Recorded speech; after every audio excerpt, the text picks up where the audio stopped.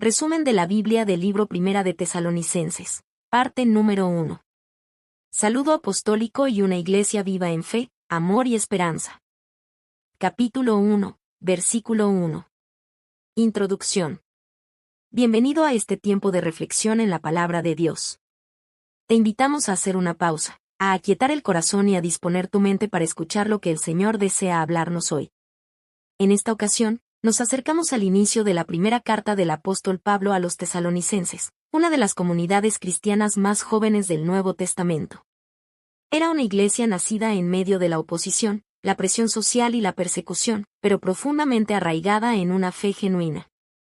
A pesar de sus luchas externas, esta iglesia se distinguía por su amor sincero y por una esperanza firme en las promesas de Dios.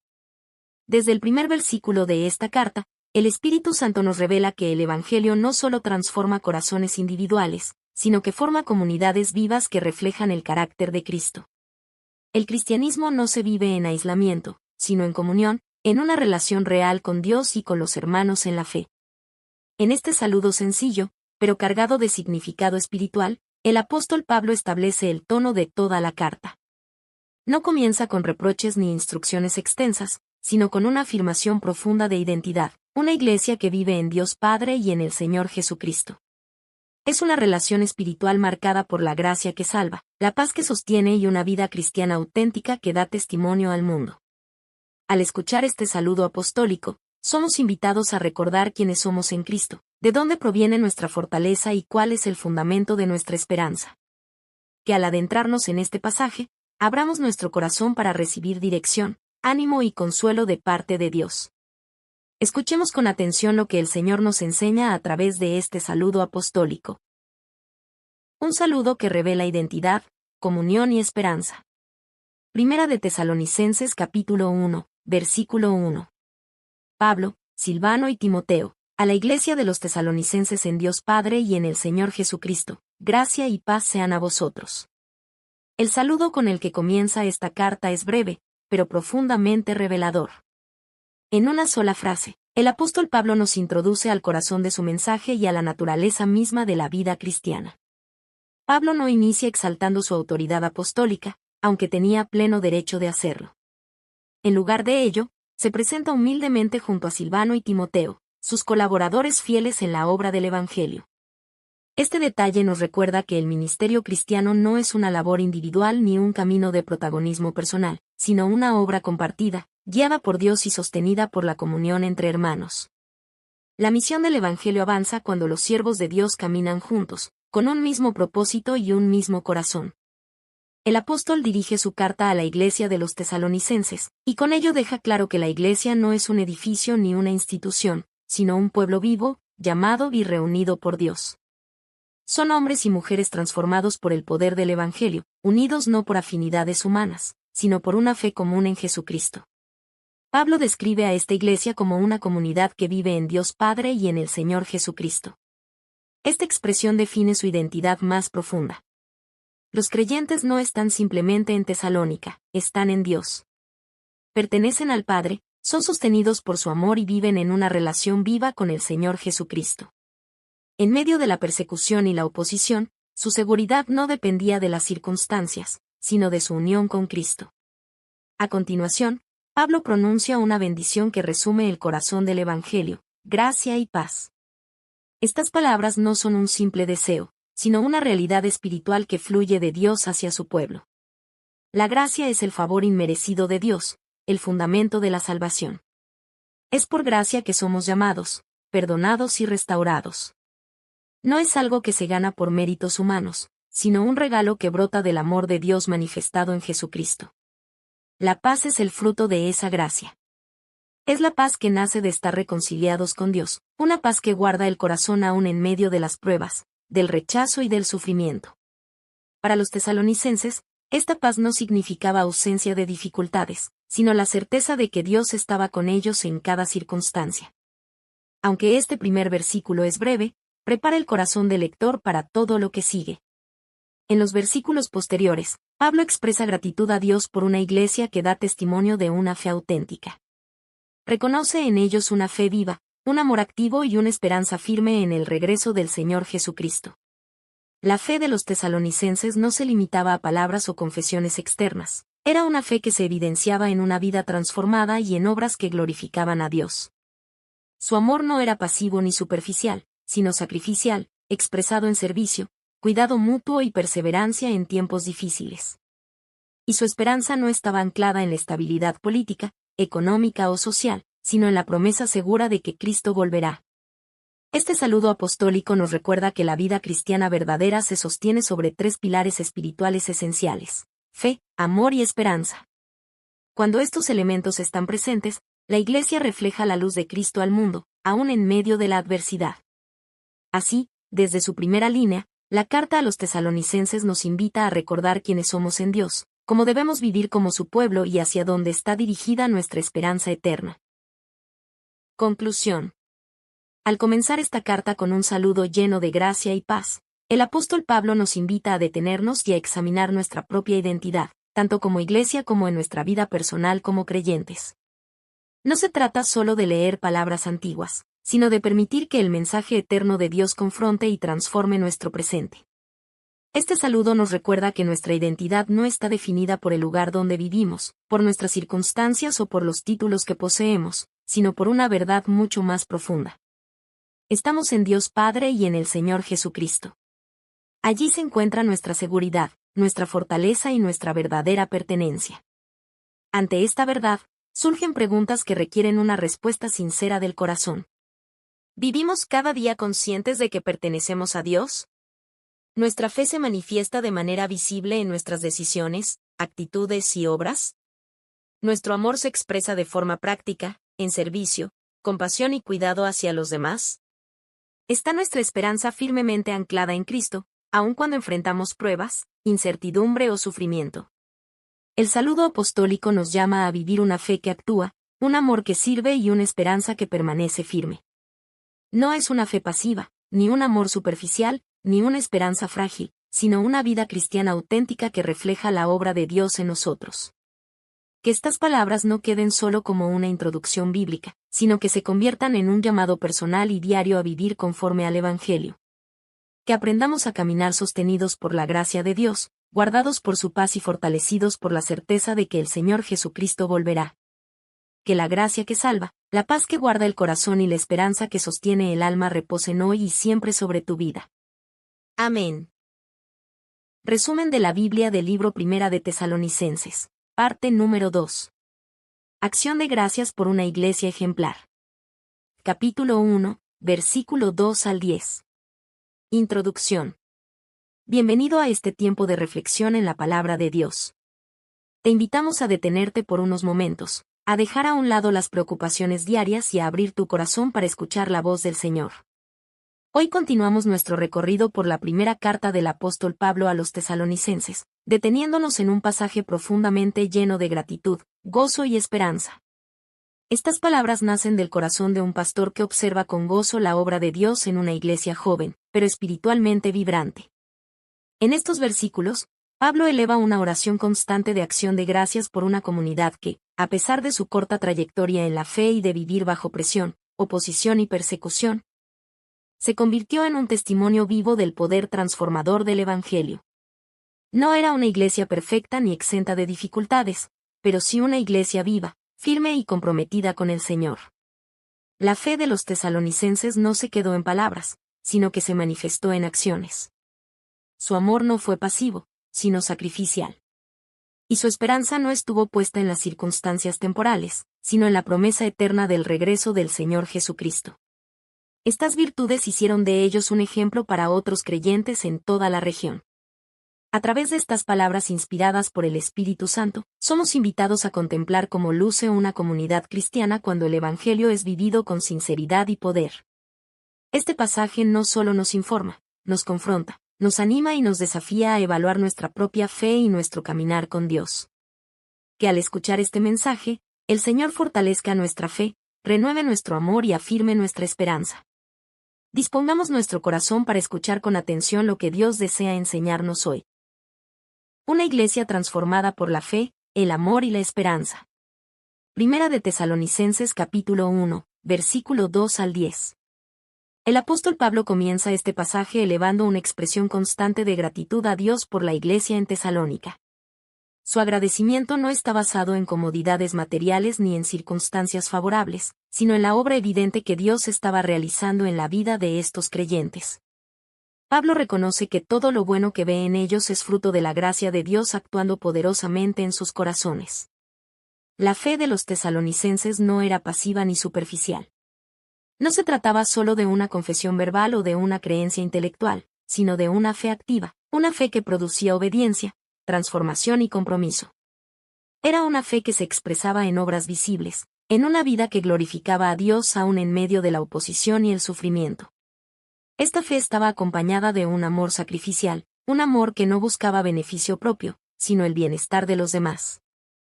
Los creyentes en Tesalónica no solo hablaban de amor, lo vivían. Se servían unos a otros, se cuidaban mutuamente y permanecían unidos cuando las pruebas amenazaban con debilitarlos. Su amor reflejaba el amor de Cristo, un amor dispuesto a dar, a perseverar y a permanecer fiel aun cuando el costo era alto. Junto a la fe y al amor, Pablo destaca una esperanza firme en el Señor Jesucristo. Esta esperanza no era una ilusión ni un simple deseo, sino una convicción profunda y segura de que Cristo volvería. Esta certeza les daba fuerzas para perseverar, para no rendirse ante la persecución y para mantenerse fieles a Dios en tiempos de incertidumbre. Su mirada no estaba puesta en el presente pasajero, sino en la promesa eterna de Dios. El impacto de esta vida transformada fue tan evidente que el testimonio de los tesalonicenses se difundió por toda la región de Macedonia y Acaya. Su fe en Dios se hizo conocida más allá de su ciudad, no tanto por discursos elocuentes, sino por una vida coherente con el Evangelio. Eran un ejemplo vivo de cómo el poder de Dios transforma corazones y comunidades enteras. Pablo también recuerda la conversión genuina de esta iglesia. Los tesalonicenses se apartaron de los ídolos para servir al Dios vivo y verdadero. Este cambio no fue superficial ni meramente cultural, sino profundo y radical. Implicó abandonar antiguas creencias, prácticas y lealtades para rendir su vida completamente a Dios. Su conversión fue evidente, visible y sostenida en el tiempo. Además, estos creyentes vivían con una expectativa constante de la venida del Hijo de Dios desde los cielos, Jesucristo. Esta esperanza futura no los alejaba de la realidad presente, sino que daba forma a su manera de vivir. Sabían que Cristo los libra de la ira venidera, y esa certeza guiaba sus decisiones, fortalecía su fidelidad y afirmaba su compromiso con el Señor. Así, la iglesia de Tesalónica se convierte en un poderoso ejemplo de lo que ocurre cuando el Evangelio es recibido con fe genuina, vivido con amor sincero y sostenido por una esperanza firme en Cristo. Conclusión. Este pasaje nos presenta el retrato de una iglesia verdaderamente ejemplar, no porque estuviera libre de dificultades, errores o persecución, sino porque permitió que el Evangelio penetrara y transformara cada área de su vida.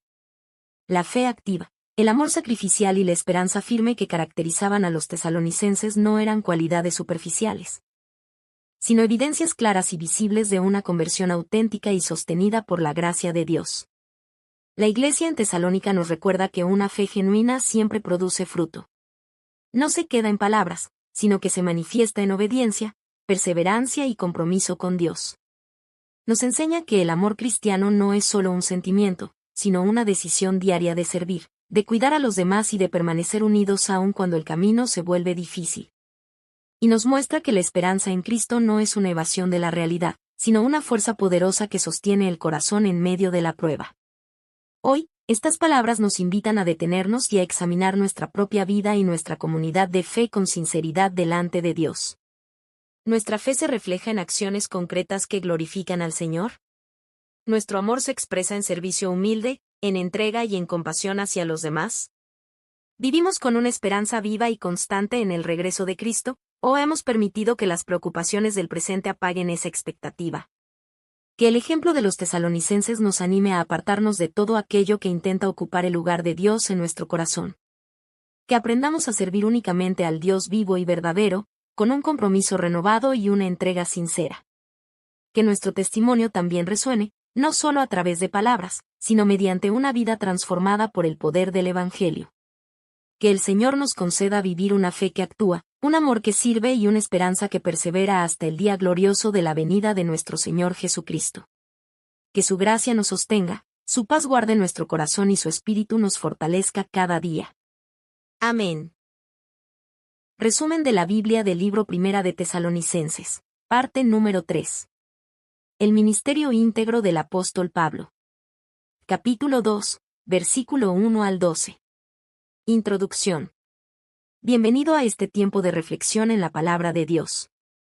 Te invitamos a hacer una pausa, a aquietar el corazón y a disponerte para escuchar con atención lo que el Señor quiere hablarte en este momento. Hoy continuamos nuestro recorrido por la primera carta a los tesalonicenses, adentrándonos en un pasaje profundamente personal, donde el apóstol Pablo abre su corazón y revela la naturaleza de su ministerio. No se trata de una defensa impulsada por el orgullo, sino de un testimonio sincero que busca afirmar la verdad del Evangelio y el carácter del llamado que Dios le había confiado. En estos versículos, Pablo recuerda a los creyentes cómo fue su conducta cuando estuvo entre ellos. Frente a acusaciones, malentendidos o críticas externas, él apela a la memoria de la Iglesia, señalando una vida marcada por la sinceridad, la fidelidad y una motivación pura, agradar a Dios por encima de todo. Su ministerio no estuvo guiado por intereses personales, ambición o deseo de reconocimiento, sino por un compromiso profundo con la verdad y con las personas a las que servía. Este pasaje nos ofrece un retrato claro y desafiante de lo que significa un ministerio íntegro.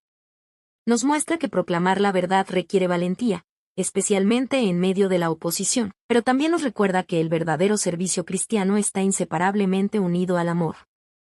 Pablo no solo predicó el Evangelio con firmeza, sino que cuidó al pueblo de Dios con ternura, paciencia y responsabilidad.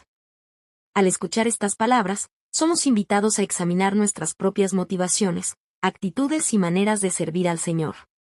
Que este tiempo en la palabra nos ayude a crecer en integridad, a amar con el corazón de Cristo y a vivir de tal manera que Dios sea glorificado en todo. Dispongamos nuestro corazón para escuchar lo que el Señor desea enseñarnos a través de estas palabras. Un ministerio probado por Dios y vivido con integridad. Primera de Tesalonicenses capítulo 2, versículo 1 al 12. Pablo comienza recordando a los tesalonicenses que su visita a ellos no fue en vano ni carente de fruto. Su llegada a Tesalónica ocurrió después de haber sufrido persecución, encarcelamiento y maltrato en Filipos. Aún así, lejos de desanimarse o retroceder, tuvo el valor y la determinación de anunciar el Evangelio de Dios en medio de una fuerte oposición. Este valor no provenía de la autosuficiencia, sino de la convicción profunda de haber sido llamado y aprobado por Dios. El mensaje que Pablo proclamó no tuvo su origen en el error, ni estuvo marcado por el engaño o por intenciones impuras. No fue un mensaje acomodado a la conveniencia humana ni adaptado para agradar a su audiencia. Fue el Evangelio puro, confiado por Dios mismo, proclamado con fidelidad y con reverencia hacia aquel que examina los corazones. El apóstol afirma con claridad que su predicación fue transparente y fiel. No buscó agradar a los hombres, ni obtener su aprobación, sino honrar a Dios. Rechazó el uso de palabras halagadoras, evitando manipular emociones o ganar aceptación por medios engañosos. Tampoco ocultó motivos egoístas ni utilizó el Evangelio como una plataforma para beneficio personal. Su única motivación fue obedecer el llamado de Dios y cumplir fielmente la misión que le había sido encomendada. Pablo recuerda que nunca actuó con ambición ni buscó imponerse haciendo uso de su autoridad apostólica. Aunque tenía derecho a recibir apoyo material por su labor, eligió trabajar con esfuerzo y sacrificio para no ser carga para nadie. Día y noche se entregó al trabajo, mostrando un ejemplo de integridad, responsabilidad y amor desinteresado. Su vida era coherente con su mensaje, y su conducta confirmaba la verdad que proclamaba. Sin embargo, el ministerio de Pablo no se limitó a la proclamación fiel de la palabra. Estuvo profundamente marcado por una relación pastoral cercana, sincera y amorosa. Él describe su trato con los creyentes como el de una madre que cuida con ternura a sus hijos. No los trató con dureza ni con distancia, sino con afecto profundo, compartiendo no solo el mensaje del Evangelio, sino también su propia vida. Su amor era genuino, sacrificial y comprometido. Al mismo tiempo, Pablo ejerció su ministerio como un padre que exhorta, anima y guía. No se limitó a consolar, sino que también exhortó con verdad y responsabilidad. Animó a cada creyente a caminar de una manera digna de Dios, recordándoles que habían sido llamados a su reino y a su gloria. Su cuidado pastoral combinaba ternura y firmeza, compasión y verdad, cercanía y autoridad espiritual. Este equilibrio revela el corazón de un ministerio íntegro: proclamar la verdad sin compromiso y amar al pueblo de Dios con sinceridad. Pablo no solo enseñó con palabras, sino que vivió delante de ellos con una conducta santa, justa e irreprochable. Su vida se convirtió en un ejemplo vivo del evangelio que predicaba, mostrando que un ministerio aprobado por Dios es aquel que une fidelidad doctrinal con amor genuino. Conclusión. Este pasaje nos presenta un modelo claro, profundo y desafiante de lo que significa un ministerio aprobado por Dios. El apóstol Pablo no se defendió con discursos vacíos ni con argumentos humanos, sino con el testimonio de una vida coherente, marcada por la verdad, la humildad y un amor sincero hacia aquellos a quienes servía. Su ejemplo nos recuerda que la credibilidad del mensaje del Evangelio está íntimamente ligada a la integridad de quien lo proclama. Hoy, estas palabras nos invitan a detenernos y a examinar con honestidad nuestras propias motivaciones al servir al Señor. No importa si nuestro servicio es visible o silencioso, público o privado, lo que realmente importa es el corazón con el que lo hacemos. ¿Buscamos agradar a Dios o a los hombres? Proclamamos la verdad con fidelidad, aun cuando hacerlo implica sacrificio, rechazo o incomodidad. Amamos al pueblo de Dios con ternura, compromiso y responsabilidad, reflejando el corazón de Cristo. El ministerio íntegro no se define por el reconocimiento humano, los aplausos o los resultados visibles, sino por la aprobación divina.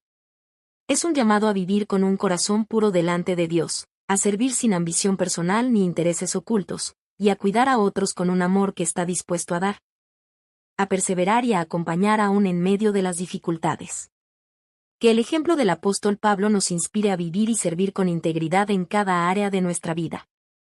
Que proclamemos fielmente el Evangelio no solo con palabras, sino con una conducta que refleje el carácter de Cristo.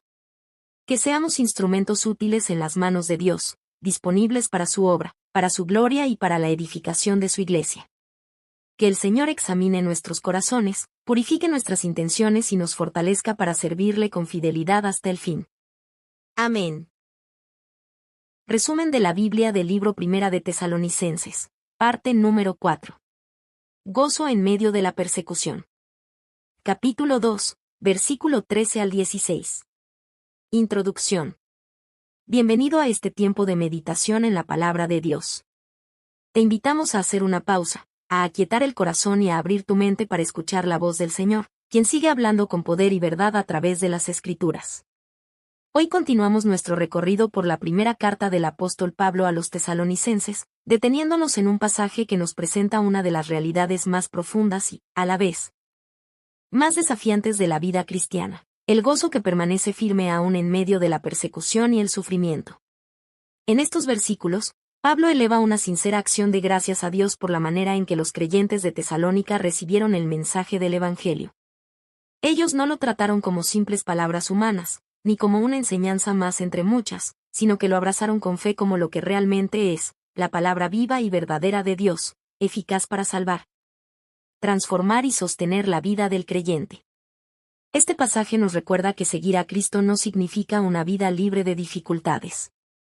El camino del discipulado incluye gozo, pero también oposición, esperanza, pero también pruebas, paz interior, aun cuando las circunstancias externas son adversas. Sin embargo, cuando la palabra de Dios es recibida con un corazón sincero, ella produce una fortaleza espiritual que ninguna persecución puede apagar y un gozo que no depende de las circunstancias. A través de este mensaje, somos llamados a reflexionar sobre nuestra propia respuesta al Evangelio y a recordar que no estamos solos en el sufrimiento. Muchos antes que nosotros han caminado este mismo sendero de fe, perseverando con fidelidad y esperanza. Dispongamos, entonces, nuestro corazón para escuchar lo que el Señor desea enseñarnos hoy, confiando en que su palabra sigue obrando con poder en aquellos que creen. Gozo en medio de la persecución. Pablo comienza este pasaje elevando una acción de gracias constante a Dios por la iglesia en Tesalónica. Su gratitud no se basa en logros humanos ni en circunstancias favorables, sino en algo mucho más profundo: la manera en que los creyentes recibieron la palabra cuando les fue anunciada. Ellos no la escucharon como una simple opinión, ni como un discurso humano, sino que la aceptaron con fe como lo que verdaderamente es, la palabra de Dios. Esta aceptación fue genuina y transformadora. No se quedó en el plano intelectual ni emocional, sino que produjo un cambio real en sus vidas. La palabra comenzó a obrar eficazmente en ellos, moldeando su carácter, fortaleciendo su fe y guiando sus decisiones. Allí donde el Evangelio es recibido con un corazón sincero, el poder de Dios se manifiesta de manera visible, produciendo perseverancia, obediencia y fruto espiritual. La evidencia de esta obra divina se hizo aún más clara cuando los tesalonicenses enfrentaron sufrimiento por causa del Evangelio. Al creer en Cristo, no fueron eximidos de la oposición, por el contrario, experimentaron rechazo, presión social y persecución, especialmente por parte de sus propios compatriotas. Aquellos con quienes compartían historia, cultura y vínculos cercanos se convirtieron en instrumentos de aflicción. Sin embargo, el sufrimiento no debilitó su fe. Al contrario, la fortaleció. La persecución se convirtió en una confirmación de que estaban caminando en el camino de Cristo. Su perseverancia mostró que su fe era auténtica y que la obra de Dios en ellos era real. El Evangelio no solo los había salvado, sino que también los estaba capacitando para permanecer firmes en medio de la adversidad. Pablo los anima recordándoles que no estaban solos en esta experiencia. Al sufrir por causa de Cristo, los tesalonicenses se habían convertido en imitadores de las iglesias de Dios en Judea, que también habían padecido persecución por permanecer fieles al Señor Jesucristo. Desde los primeros días de la Iglesia, el pueblo de Dios ha caminado por este sendero de fidelidad, marcado tanto por el gozo de la salvación como por el costo del discipulado. El apóstol también introduce una advertencia solemne. Aquellos que persisten en rechazar la verdad, en oponerse al Evangelio y en impedir que otros conozcan la salvación, se colocan bajo el juicio de Dios. Este no es un mensaje de resentimiento ni de venganza humana, sino una declaración seria sobre la responsabilidad espiritual. Rechazar la gracia de Dios y resistir su obra tiene consecuencias eternas. En medio de este contexto de sufrimiento y oposición, resplandece una verdad poderosa. El gozo cristiano no depende de las circunstancias externas, sino de una convicción profunda de que Dios está obrando, aún en medio del dolor. Cuando la palabra de Dios es recibida como verdad viva, ella sostiene al creyente, fortalece su fe y guarda su corazón, incluso cuando el camino se vuelve difícil. Este pasaje nos recuerda que la vida cristiana no está exenta de pruebas, pero sí está llena de la presencia fiel de Dios. Y allí donde su palabra habita, el gozo permanece, la esperanza se renueva y la fe se mantiene firme hasta el final. Conclusión. Este pasaje nos recuerda una verdad profunda y consoladora. El verdadero gozo cristiano no está en ausencia de sufrimiento, sino en la presencia fiel de Dios en medio de él. La experiencia de los tesalonicenses nos enseña que cuando la palabra de Dios es recibida con fe, humildad y obediencia, ella echa raíces profundas en el corazón y produce una fortaleza espiritual que ninguna persecución puede destruir. Los creyentes de Tesalónica no fueron sostenidos por circunstancias favorables, sino por una convicción firme de que Dios había hablado y estaba obrando en sus vidas.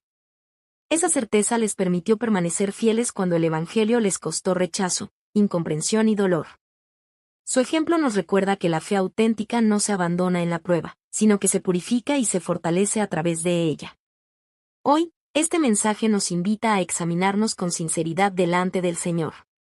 ¿Recibimos su palabra como una verdad viva que guía nuestras decisiones y transforma nuestra manera de vivir? ¿Permanecemos firmes cuando seguir a Cristo implica renuncia, sacrificio o incomodidad? Encontramos consuelo y gozo al saber que no caminamos solos, sino que formamos parte de una gran familia de creyentes que, a lo largo de las generaciones, ha permanecido fiel al mismo Señor. Que el ejemplo de la iglesia de Tesalónica y de las iglesias de Judea nos anime a perseverar con esperanza, a no desanimarnos ante la oposición y a confiar en que Dios sigue obrando poderosamente en medio de toda prueba. Que recordemos que cada dificultad enfrentada por causa del Evangelio tiene un propósito eterno y que ninguna aflicción es en vano cuando es vivida en Cristo. Que vivamos, entonces, una fe firme que no se rinde, un gozo inquebrantable que no depende de las circunstancias y una esperanza viva anclada en la fidelidad de Dios. Él es fiel a sus promesas, y su palabra nunca vuelve vacía. Que el Señor nos conceda perseverar hasta el final, para la gloria de su nombre y el testimonio de su gracia en nuestras vidas. Amén. Resumen de la Biblia del libro Primera de Tesalonicenses, parte número 5. Amor pastoral y buenas noticias de Timoteo. Capítulo 2, versículo 17 al capítulo 3, versículo 13. Introducción. Bienvenido a este tiempo de reflexión en la palabra de Dios. Te invitamos a hacer una pausa en medio de las actividades diarias, a aquietar el corazón y a disponer el espíritu para escuchar la voz del Señor, quien sigue hablando con amor y poder a través de las Escrituras. Hoy continuamos nuestro recorrido por la primera carta del apóstol Pablo a los tesalonicenses, adentrándonos en un pasaje profundamente humano y pastoral, donde se revela el corazón de un siervo de Dios que ama sinceramente a la Iglesia. Aquí no encontramos un discurso frío ni distante, sino palabras cargadas de afecto, preocupación y esperanza. En estos versículos, Pablo abre su corazón y expresa el profundo vínculo espiritual que lo une a los creyentes de Tesalónica. No se trata de una relación meramente doctrinal ni de una conexión superficial, sino de un lazo forjado por el Evangelio, fortalecido por el sacrificio y sostenido por la oración constante. Aunque estaba separado físicamente de ellos, su amor permanecía intacto, los llevaba en su corazón, los recordaba con gozo y los presentaba delante de Dios en oración. Este pasaje nos recuerda que el ministerio cristiano verdadero no se limita a proclamar la verdad, sino que camina junto a las personas. Se interesa genuinamente por su bienestar espiritual y se involucra en su proceso de crecimiento. Pablo nos muestra un liderazgo marcado por la cercanía, la sensibilidad y la responsabilidad pastoral, confiando siempre en que es Dios quien fortalece, guarda y perfecciona la fe de su pueblo. A través de estas palabras, somos invitados a contemplar el valor del amor pastoral, del acompañamiento espiritual y de la oración perseverante. Dispongamos, entonces, nuestro corazón para escuchar lo que el Señor desea enseñarnos hoy, permitiendo que su palabra nos forme, nos anime y nos impulse a amar a otros con el mismo amor con que Cristo nos ha amado. Amor pastoral y buenas noticias de Timoteo. Pablo comienza este pasaje expresando el profundo dolor que experimentó al verse separado de los creyentes de Tesalónica. Describe esta separación como algo forzado y temporal, no como una ruptura del corazón. Aunque la distancia física los separaba, su afecto y su compromiso espiritual permanecían intactos. Pablo deja claro que su ausencia no era por falta de amor, sino por circunstancias adversas que escapaban a su control. Su anhelo de volver a verlos era intenso y sincero. No los veía simplemente como fruto de su ministerio, sino como su gozo, su esperanza y su corona delante de nuestro Señor Jesucristo. Para Pablo, la verdadera recompensa de su servicio no era el reconocimiento humano, sino la fidelidad de aquellos a quienes había anunciado el Evangelio. Verlos firmes en la fe era su mayor alegría y consuelo. Este deseo de reencontrarse con ellos no era meramente emocional, sino profundamente espiritual. Pablo anhelaba confirmar su fe, fortalecerlos en la verdad y animarlos a perseverar en medio de las pruebas. Quería ver con sus propios ojos cómo estaban enfrentando las dificultades y asegurarse de que su confianza en Cristo permaneciera firme. Sin embargo, reconoce con humildad que Satanás había impedido su regreso, recordándonos que la obra de Dios a menudo enfrenta oposición espiritual real. A pesar de este obstáculo, Pablo no se rinde ni permite que la frustración domine su corazón. En lugar de caer en la amargura o la pasividad, actúa movido por el amor y la responsabilidad pastoral. Comprende que, aunque no puede estar presente físicamente, Dios puede seguir obrando poderosamente a través de otros. Ante la imposibilidad de ir él mismo, Pablo toma una decisión llena de sabiduría y sacrificio: envía a Timoteo. Esta decisión implicaba quedarse solo y asumir una carga mayor, pero el bienestar espiritual de la Iglesia era su prioridad. Timoteo es enviado no solo como mensajero, sino como colaborador fiel de Dios, encargado de fortalecer, animar y afirmar a los creyentes en su fe, para que ninguno se dejara mover por las tribulaciones que enfrentaban. Pablo les recuerda que el sufrimiento no debía sorprenderlos.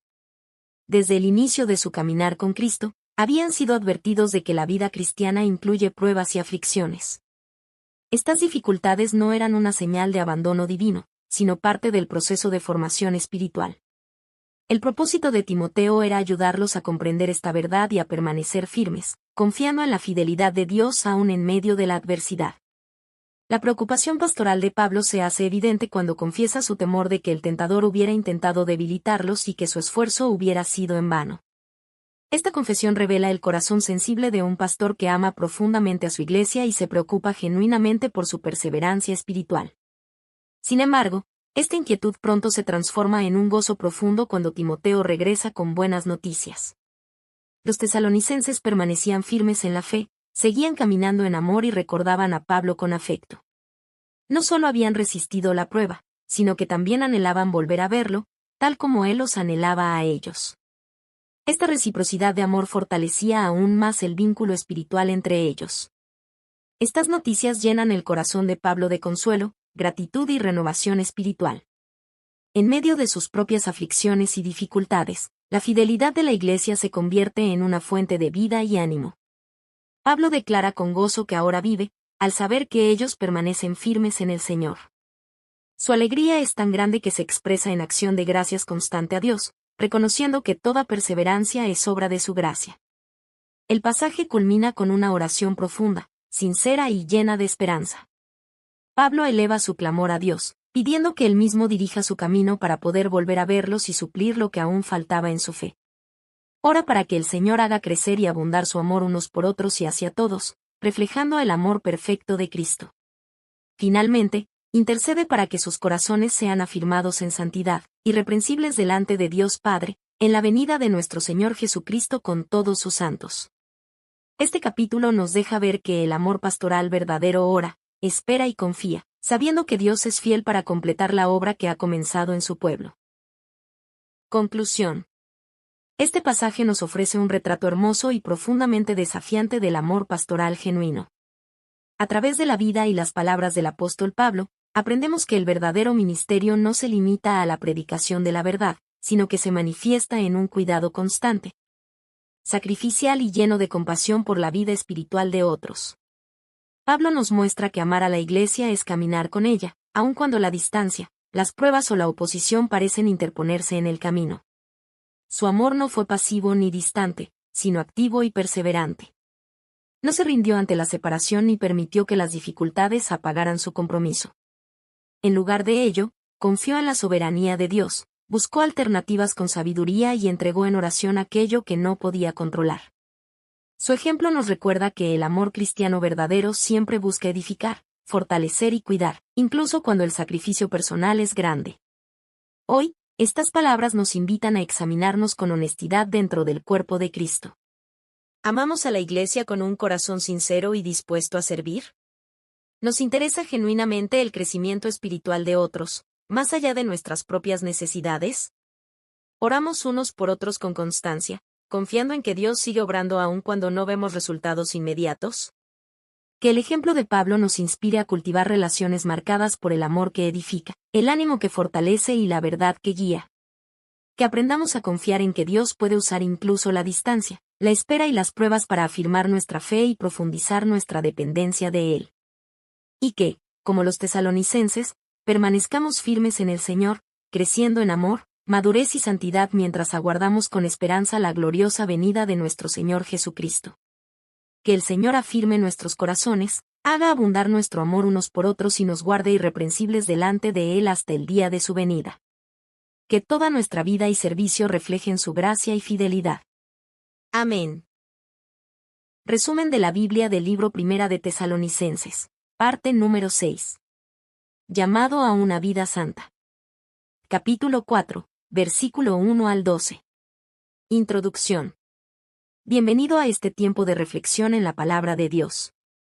Te invitamos a hacer una pausa, a dejar a un lado las distracciones y a disponer tu corazón para escuchar la voz del Señor, quien sigue guiando y formando a su pueblo por medio de su palabra.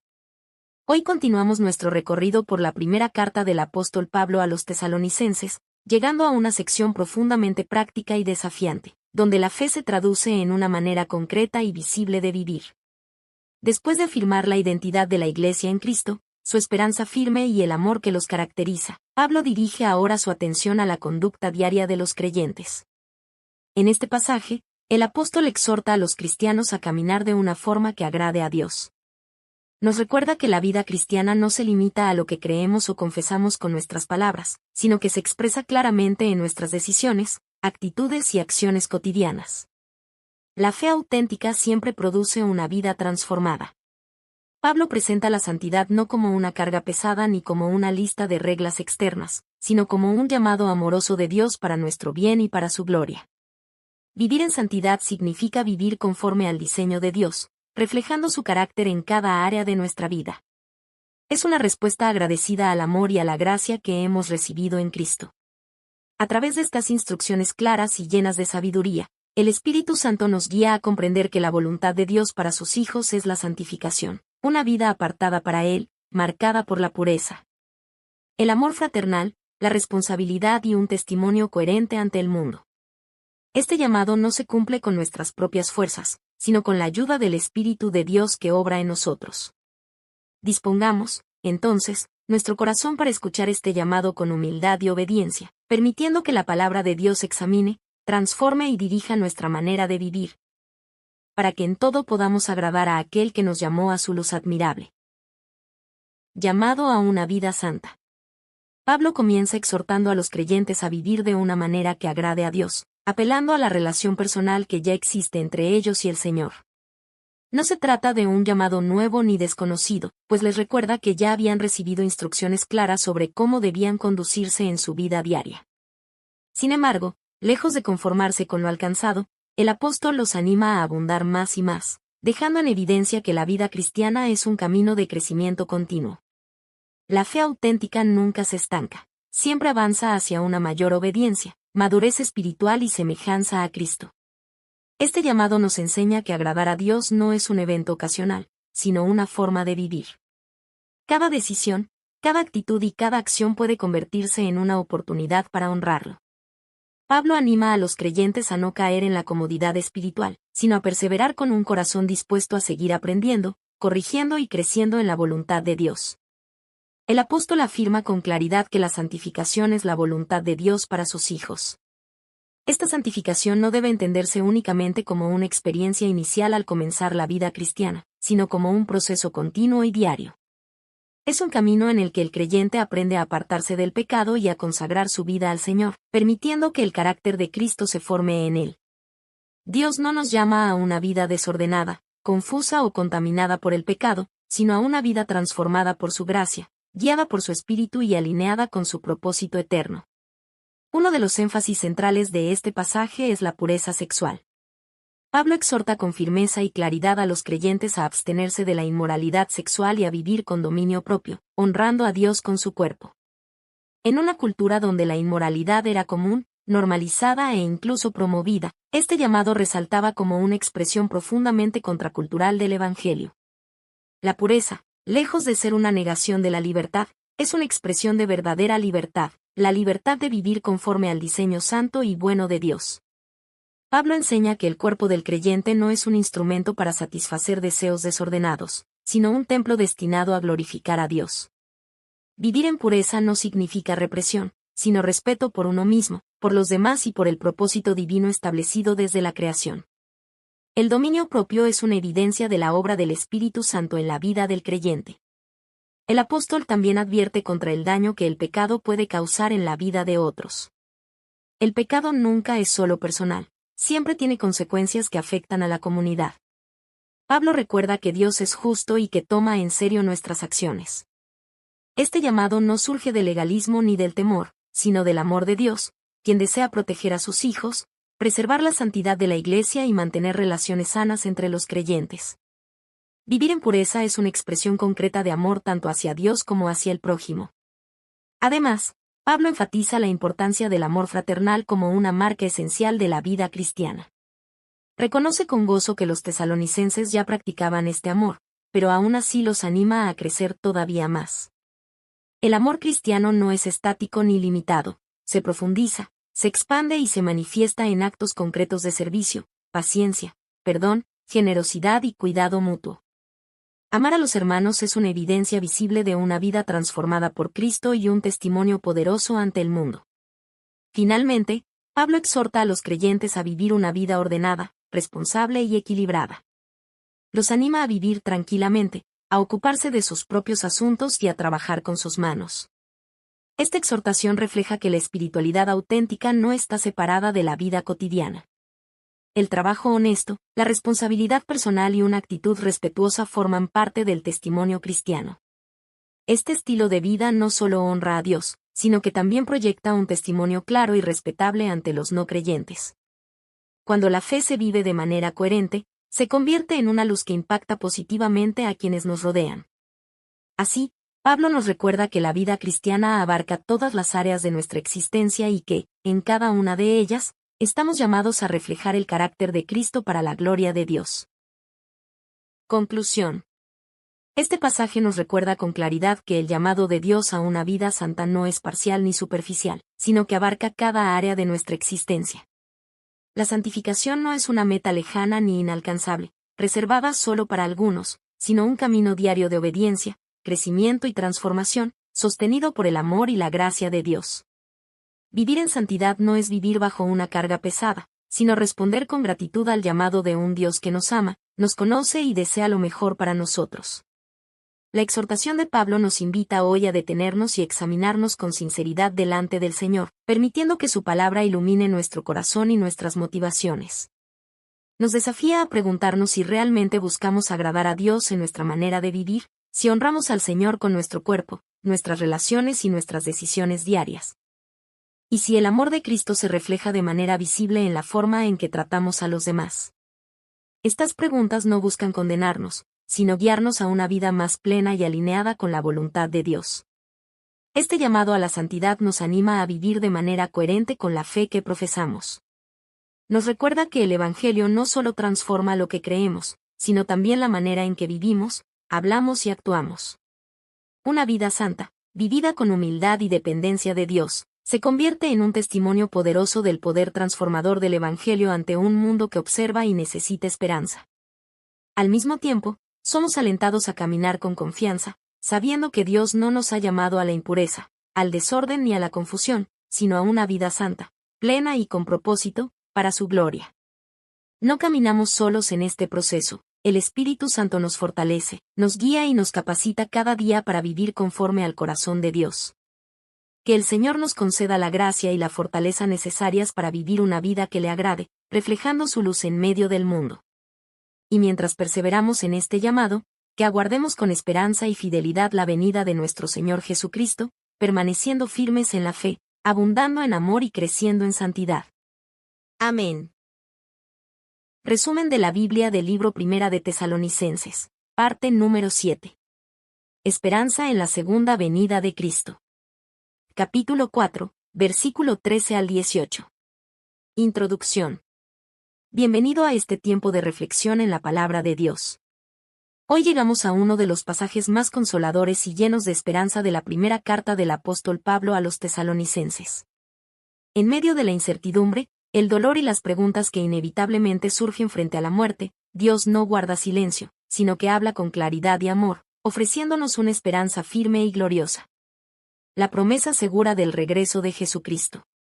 La iglesia en Tesalónica enfrentaba una profunda inquietud. Algunos de sus hermanos habían muerto, y surgía en sus corazones la pregunta que también hoy resuena en muchos creyentes: ¿qué sucede con aquellos que parten antes de la venida del Señor? Pablo responde a esta preocupación con sensibilidad pastoral, reconociendo el dolor real de la pérdida, pero guiando a la iglesia a mirar más allá de la tumba, hacia la victoria eterna de Cristo. Este pasaje nos recuerda que la fe cristiana no niega el sufrimiento ni elimina las lágrimas. Lloramos porque amamos, porque la separación duele y porque la muerte no forma parte del diseño original de Dios. Sin embargo, nuestra tristeza no es desesperada ni vacía. Es una tristeza acompañada de esperanza, una esperanza viva basada en la resurrección de Jesucristo y en la certeza de su regreso glorioso. Aquí aprendemos que la muerte no es el final de la historia para el creyente. Es un descanso temporal, una espera confiada hasta el día en que el Señor vuelva y cumpla plenamente sus promesas. La palabra de Dios nos invita a levantar la mirada, a afirmar nuestro corazón y a recordar que nuestro futuro está seguro en las manos del Dios fiel. Dispongamos, entonces, nuestro corazón para escuchar esta verdad eterna. Permitamos que el consuelo del Espíritu Santo renueve nuestra fe, fortalezca nuestra esperanza y nos recuerde que, en Cristo, la separación no es definitiva y la muerte ha sido vencida. Esta es la esperanza que sostiene al creyente hoy y que nos dirige hacia un futuro glorioso en la presencia eterna del Señor. Esperanza en la segunda venida de Cristo. Pablo comienza afirmando con ternura pastoral que no quiere que los creyentes ignoren lo que sucede con aquellos que han muerto en Cristo. Su deseo no es simplemente informar, sino consolar y afirmar la fe. Él entiende el dolor de la pérdida y reconoce que la muerte produce tristeza. Sin embargo, hace una distinción fundamental: los creyentes no se entristecen como quienes no tienen esperanza. Para el Hijo de Dios, la muerte no es un final definitivo, sino un descanso temporal, una espera confiada hasta el cumplimiento pleno de las promesas divinas. Esta esperanza no está basada en suposiciones humanas ni en consuelo emocional pasajero, sino en un hecho histórico y glorioso: la resurrección de Jesucristo. Pablo afirma que, así como Jesús murió y resucitó, de la misma manera Dios traerá con él a los que durmieron en Cristo. La victoria de Jesús sobre la muerte es el fundamento inquebrantable de nuestra esperanza. Si Cristo venció la tumba, entonces aquellos que están unidos a Él por la fe también participarán de esa victoria. La resurrección del Señor no solo asegura vida eterna, sino que garantiza la restauración completa del creyente. El apóstol continúa revelando, por palabra del Señor, el orden de los acontecimientos relacionados con la segunda venida de Cristo. Con claridad, Pablo afirma que los creyentes que estén vivos en ese día no precederán a los que ya han muerto. Lejos de quedar en desventaja, los muertos en Cristo resucitarán primero. Esta verdad trae profundo consuelo, pues asegura que ninguno de los hijos de Dios será olvidado ni excluido del cumplimiento de la promesa. Todos, vivos y muertos, participarán plenamente de la gloria venidera. Pablo describe este acontecimiento con un lenguaje solemne, majestuoso y lleno de autoridad divina. El Señor mismo descenderá del cielo, no como un espectador distante, sino como el Rey victorioso que viene a buscar a su pueblo. Su venida estará acompañada por voz de mando, voz de arcángel y trompeta de Dios, señales que proclaman el triunfo definitivo de Cristo sobre la muerte, el pecado y el mal. No será un evento secreto ni ambiguo, sino una manifestación poderosa y gloriosa del cumplimiento de la historia redentora. Después de la resurrección de los muertos en Cristo, los creyentes que estén vivos serán arrebatados juntamente con ellos en las nubes para recibir al Señor en el aire. Este encuentro no es temporal ni simbólico, es el inicio de una comunión eterna. Pablo culmina esta revelación con una de las declaraciones más consoladoras de toda la Escritura: y así estaremos siempre con el Señor. Estas palabras encapsulan la esperanza cristiana, una eternidad en la presencia de Cristo, sin dolor, sin separación y sin muerte. Esta esperanza gloriosa no se limita únicamente al futuro, sino que transforma profundamente la manera en que vivimos el presente. Saber que estaremos eternamente con Cristo da sentido al sufrimiento, fortalece la perseverancia en medio de las pruebas y renueva el ánimo del creyente en los momentos de debilidad. La promesa del regreso del Señor nos invita a vivir con fidelidad, con esperanza firme y con una mirada puesta en la eternidad, aguardando con gozo el día en que veremos a nuestro Salvador cara a cara. Conclusión.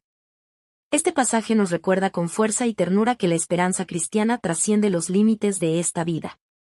Frente a la realidad inevitable de la muerte, la separación y el dolor, Dios no nos deja en la incertidumbre ni en el temor.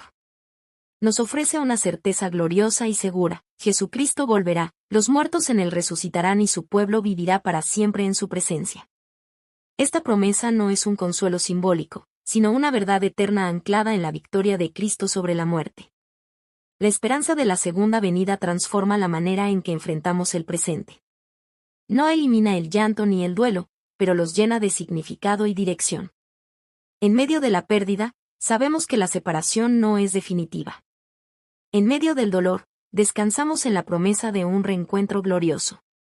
Y en medio de la incertidumbre, afirmamos nuestra confianza en un Dios fiel que cumple todo lo que promete. Hoy, estas palabras nos invitan a examinar nuestro corazón con sinceridad. ¿Vivimos con la expectativa real del regreso de Cristo, o nos hemos acomodado a una esperanza distante? ¿Permitimos que esta promesa nos consuele y fortalezca cuando enfrentamos la ausencia de quienes amamos?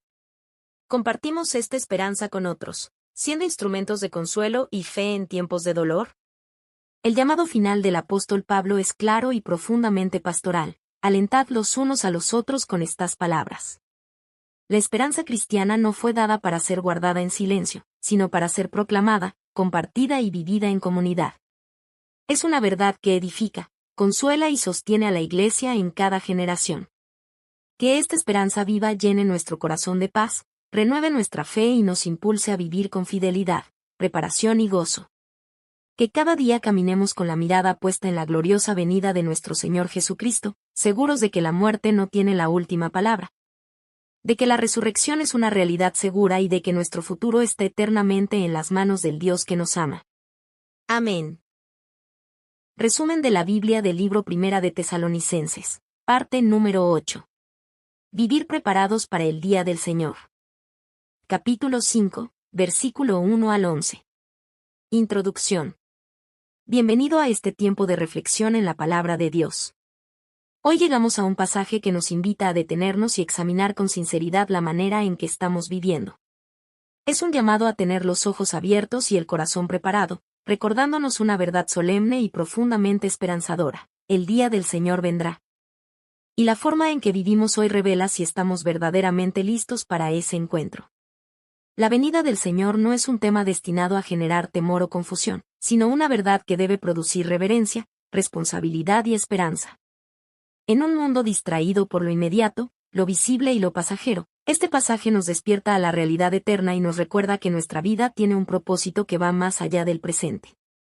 Después de hablar sobre la resurrección de los creyentes y el glorioso regreso de Cristo, el apóstol Pablo dirige ahora su atención a la actitud del creyente mientras espera ese día. Él no invita a especular sobre fechas ni a vivir en ansiedad, sino a adoptar un estilo de vida marcado por la vigilancia espiritual, la sobriedad y una esperanza firme y segura en la salvación que tenemos en Jesucristo. Pablo nos recuerda que, como hijos de la luz, no estamos llamados a vivir en la oscuridad de la ignorancia espiritual ni en la indiferencia. El regreso del Señor no debe sorprendernos ni aterrarnos, sino impulsarnos a vivir con conciencia, fidelidad y perseverancia. Vivir preparados significa caminar cada día en obediencia, fe y amor, sabiendo que nuestro futuro está en las manos de Dios. Dispongamos, entonces, nuestro corazón para escuchar este llamado divino. Permitamos que la palabra de Dios examine nuestras prioridades, nuestros hábitos y nuestras motivaciones. Que este mensaje nos anime a vivir despiertos, firmes y llenos de esperanza, aguardando con gozo el glorioso día en que nuestro Señor Jesucristo se manifestará. Vivir preparados para el día del Señor. El apóstol Pablo comienza afirmando que no es necesario escribir a los creyentes acerca de los tiempos y las ocasiones, porque ellos ya habían recibido enseñanza suficiente sobre este tema.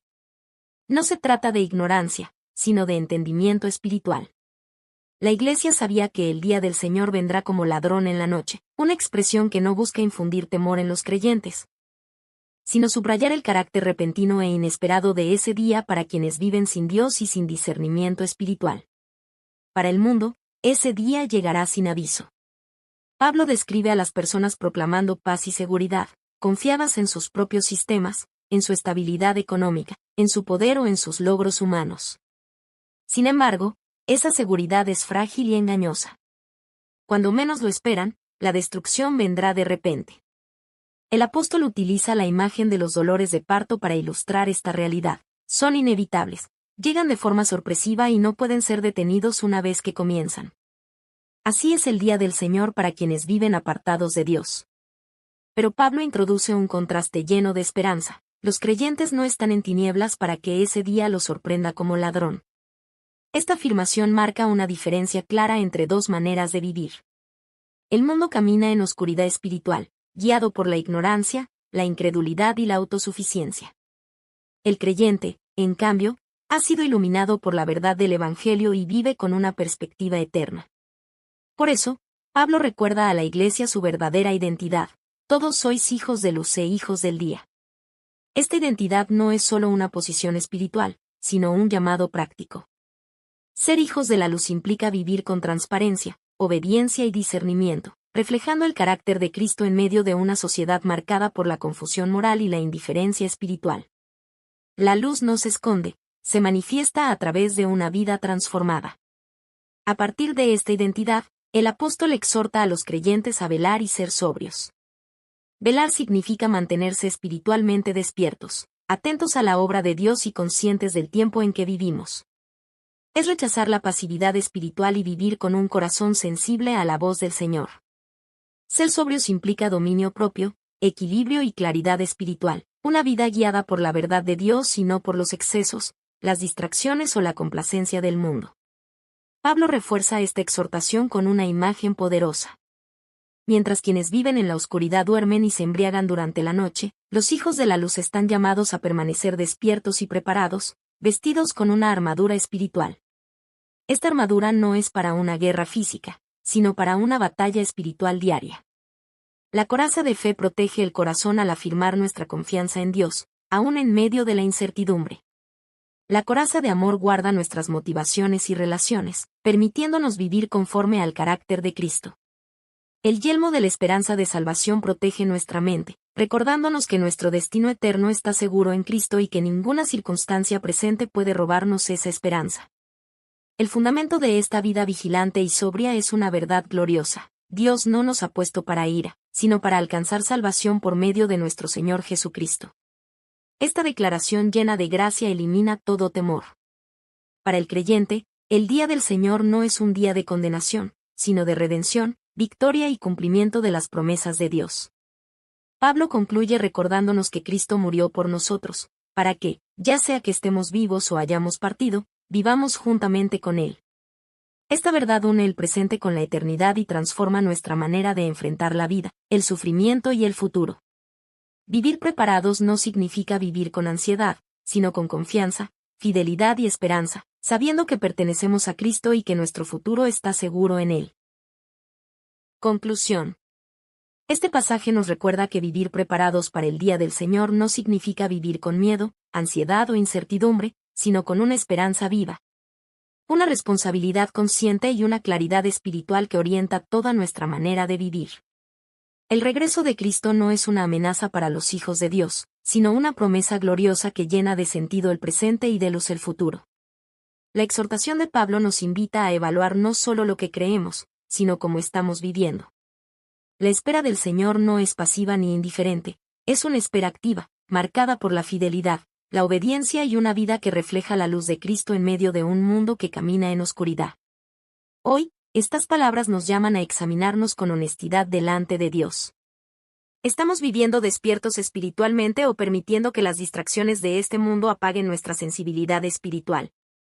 ¿Refleja nuestra vida diaria la identidad que Dios nos ha dado como hijos de la luz? ¿Está nuestra fe, nuestro amor y nuestra esperanza firmemente anclados en Cristo, aún en medio de las pruebas y desafíos de la vida? Pablo concluye con un llamado pastoral lleno de ternura y propósito: animaos unos a otros y edificaos unos a otros. La esperanza del regreso del Señor no fue dada para aislarnos ni para generar temor, sino para fortalecernos como comunidad de fe, recordándonos que caminamos juntos, sostenidos por la gracia de Dios y unidos por una misma esperanza eterna. Que esta verdad nos impulse a vivir cada día preparados, sobrios y vigilantes, caminando en la luz del Evangelio, afirmados en una fe firme, motivados por un amor sincero y sostenidos por la esperanza segura de salvación. Que nuestra vida diaria sea un testimonio fiel de que esperamos al Señor con gozo y confianza.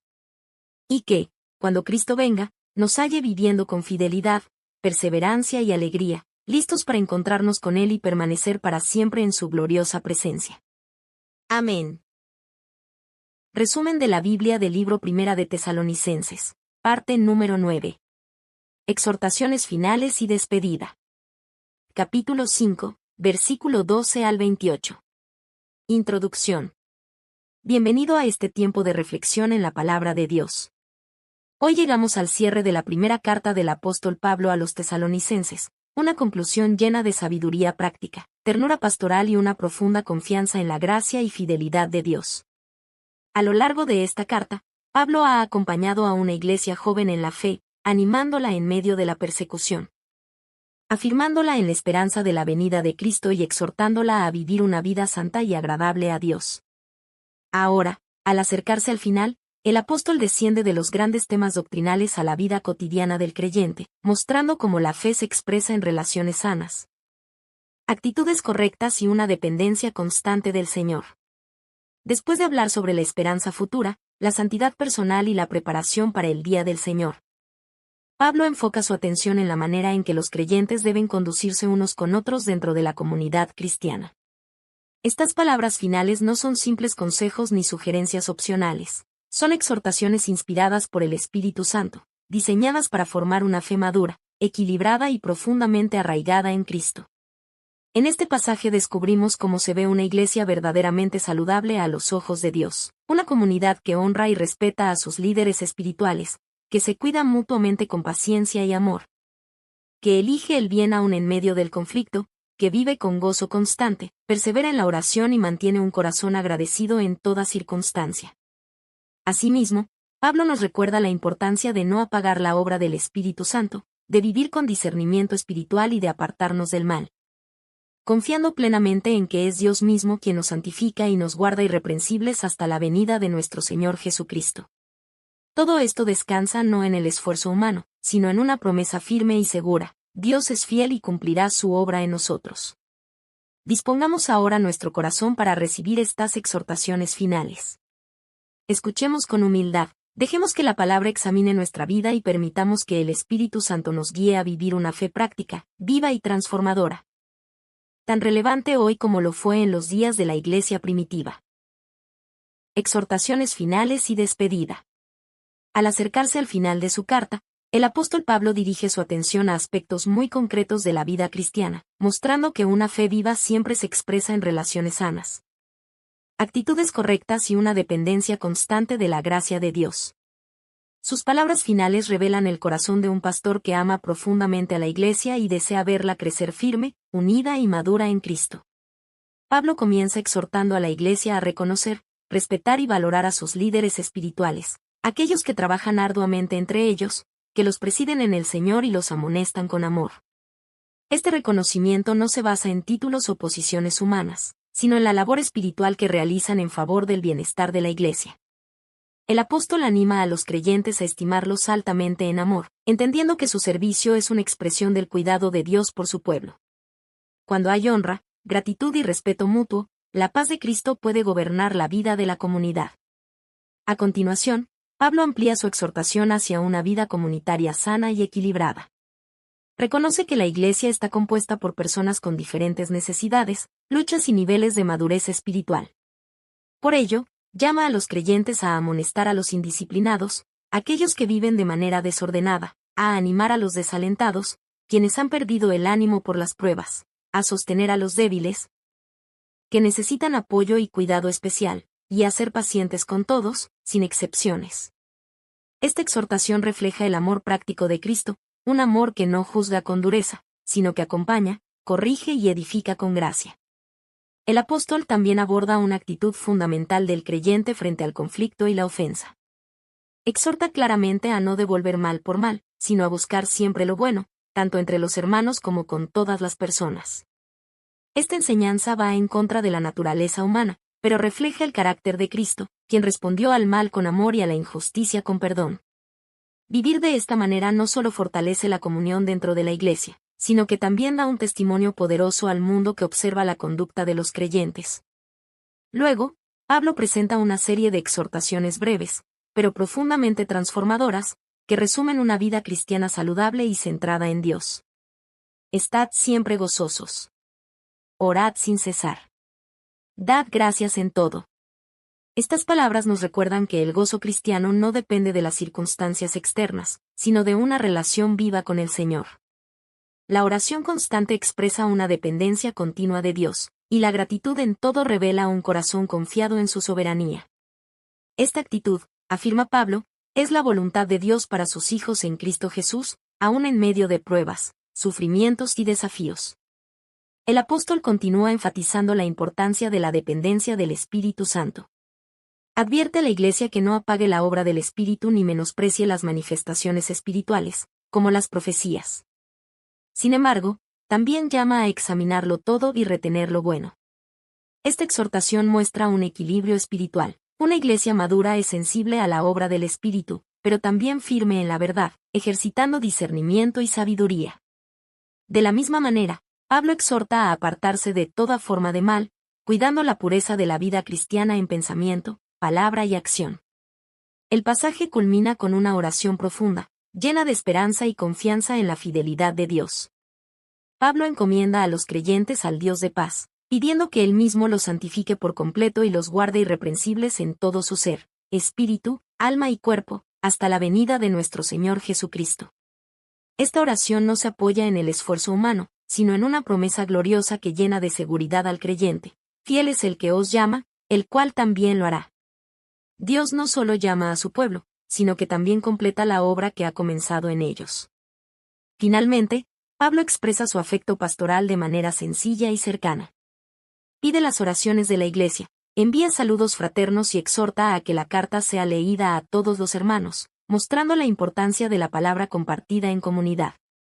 La carta concluye con una bendición poderosa y llena de gracia. La gracia de nuestro Señor Jesucristo sea con vosotros. Con estas palabras, Pablo recuerda que todo en la vida cristiana, el inicio, el crecimiento y la perseverancia, depende de la gracia de Dios, una gracia suficiente que sostiene a su pueblo hasta el final. Conclusión. Este pasaje final nos recuerda que la vida cristiana no se vive en aislamiento, sino en comunidad, bajo la guía de líderes fieles y en relaciones marcadas por el amor, la paciencia y el servicio mutuo.